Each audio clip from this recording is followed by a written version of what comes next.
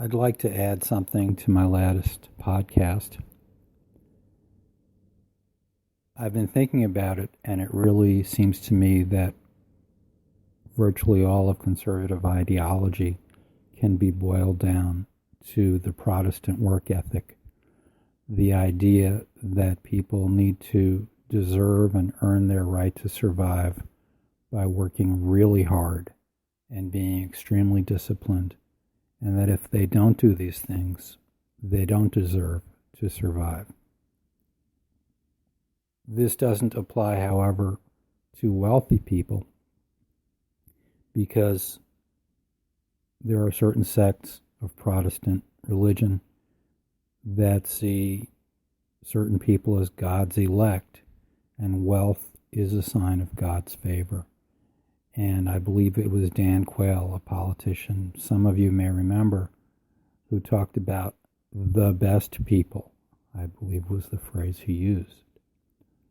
And so that's why it seems like a contradiction that conservatives oppose anything that might help poor people, but support anything that gives breaks to the wealthy.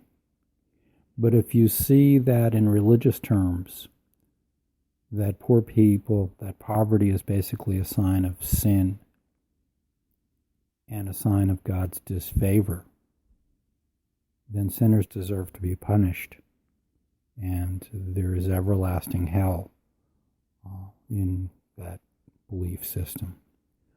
On the other hand, those who God favors, of course, deserve our respect, and we need to make their lives as easy as possible in any way possible, since they are seen as the virtuous drivers of the economy. In actual practice, of course, economics would say very, very different things, and democratic ideals would say very, very different things. But this is basically a moral view, and looked at it in that way rather than as a political view.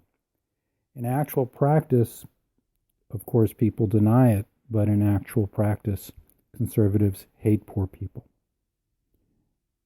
Or at least they act like they do, and revere and almost worship the rich. That is the actual practice.